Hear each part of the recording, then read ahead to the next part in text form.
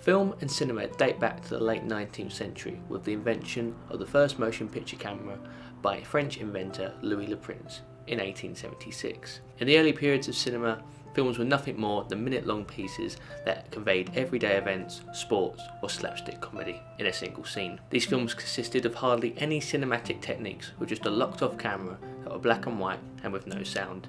The idea of moving photographs caused the film industry to grow before the beginning of the 20th century, which was helped by the invention of the cinema, which was to offer simple ways of providing entertainment to the public at a cheaper cost for the lower class. The first permanent theatre to be dedicated to exhibiting motion pictures was called the Nickelodeon in Pittsburgh, Pennsylvania, by John P. Harris and Harry Davis. However, with the growth in cinematic quality, the industry wanted to attract the middle class audience so that its economic wealth could remain stable and it have opportunities to grow. Nowadays, cinemas are split into two types: the art house theatre and the multiplex. This allows audiences to be aware of what type of film they can expect due to the aesthetic of the theatre. This allows films to be exhibited at the correct theatres due to the location of the theatre, the audience demographic, and the appeal of the film itself. With reference to the stigma of wealth during the early days of cinemas, they are now a place for all classes to join together due to film genres that anyone of any wealth or race can enjoy. An example of what helped this process would be the spawn of fandoms for certain genres of films, which create talking points and even friendships between people due to the common interest. One of the best ways for filmmakers to make their films aware to the public and the industry is through film festivals. These are places where audiences and professionals gather to witness upcoming films and allow filmmakers to get critique, professional links, and even work. I myself have visited a few film festivals, but the ones I'd like to discuss are Keswick Film Festival and Aesthetica. Visiting Keswick for the first time, it's hard not to notice how oldie worldy and retirement friendly the area is, and the festival itself plays perfectly alongside its setting. Attracting the audiences of an older generation, the films shown there were perfectly chosen for the location, audience, and appeal, with films such as The Radiator and Jimmy's Hall. However, visiting Aesthetica was a completely different experience. The theatres of York hosted different types of events, whether that be upcoming films or talks from professionals. Certain theatres were split into genres, feature films, and short films. This is due to the location of York being a much bigger location than Keswick, with a wider range of ages, races, and religions. This allows all different types of films to be shown at this festival because overall there should be an audience for your film in a big city like York.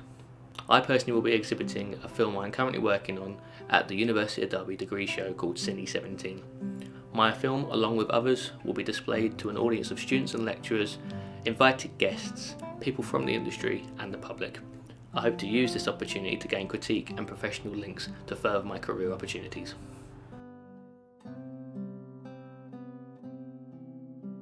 Film distribution is the process of making a film available to an audience, whether that be through cinema, television, online, or a physical copy.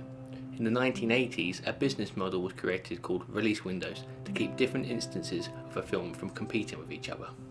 The process consists of a film being released through the cinemas and then 16.5 weeks later released onto VHS distribution. A few months after, it is released onto pay TV, and finally, 2 years after its cinema release, it is made available to Freeview TV. This is also known as standard release.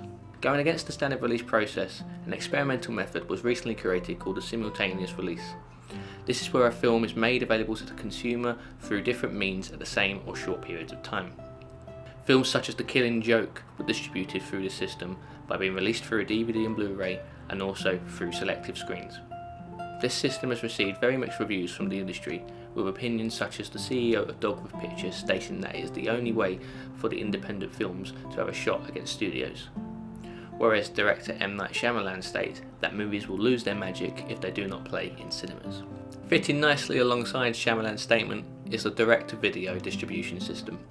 This is where film is only distributed through physical copies like DVD and Blu-ray. Reasons could be caused by a lack of budget, lack of support from studios, reviews, or lack of public interest. However, another reason can be that the film only appeals to a niche market, making it pointless to distribute through cinemas. In 1994, Disney began releasing sequels to its animated films, beginning with The Return of Jafar and Aladdin and the King of Thieves. In recent times, the newest way of distributing films is through the internet, with companies such as Netflix and Amazon Prime. Distributing your film through companies like these means that the only way the consumer will see your film is if they are a member to the respectable website. Independent films may seek this as a perfect way to distribute their content, as there is a constant access and promotion to it on the website.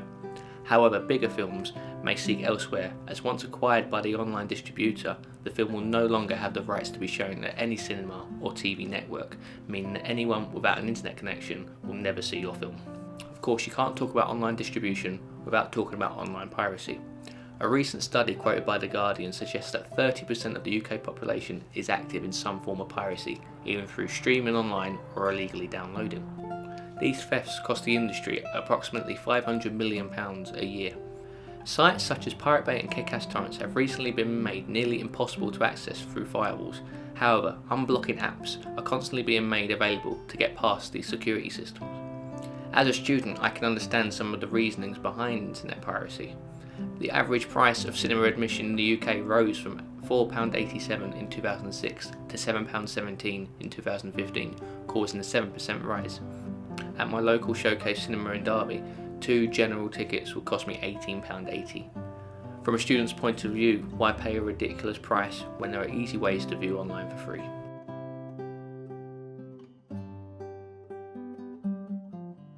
Film promotion is the process of advertising an upcoming or released film, whether it be cinema, television or DVD release. The earliest recorded film posters only emphasised the act of going to the cinema itself by showing audiences in front of giant screens. Examples of this would be the Lumiere brothers and Edison's great marvel, the Vitascope. Nowadays, so much funding goes into the marketing of a film that there are a variety of ways to promote and market. Upcoming cinema releases will have several trailers released over a selected period of time during the build-up of the release. Cinemas will also advertise the film through posters and animated pictures on the walls. Some cinemas also advertise the most anticipated films by putting up life-scale paperboard images of characters from the films, called standees. To go alongside cinema advertising, most film promotions are shown on TV adverts, showing a shorter version of the trailers that are shown in the cinemas. Unlike advertising in cinemas, TV advertising can be used for both cinema release or any other release afterwards, whether that be televised showing or a DVD release. Television may also play host to behind-the-scenes one-off specials to give audiences a sneak peek into how the film was made. Sky Movies sometimes play host to these behind-the-scenes specials, but also during the day show interviews with cast and crew from big upcoming films. The internet is another way of marketing and promoting upcoming films. A lot of websites will make money by allowing sections of their web pages to have advertising on them. The website YouTube also allows users to monetize their videos, which introduces adverts into their videos at certain points. The user then receives money for every time the advert is either watched or clicked on.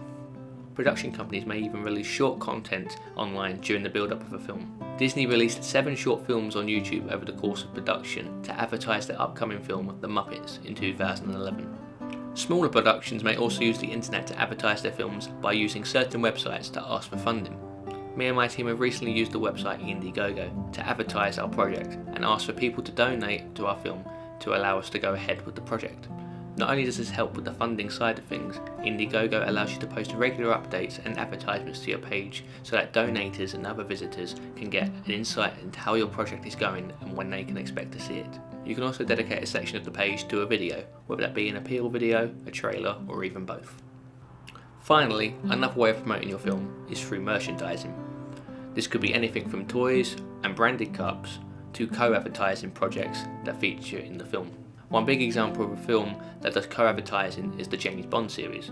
James Bond is known for driving Aston Martins, and a brand new Aston Martin never fails to appear in the newest James Bond film. Also, in the latest Bond film Spectre, Eon Productions made a deal with the vodka company Belvedere. This allowed the film to advertise the vodka by showing several scenes with James Bond drinking from the bottle of Belvedere. I hope you enjoyed this vlog on exhibition, distribution and promotion. Thank you for watching.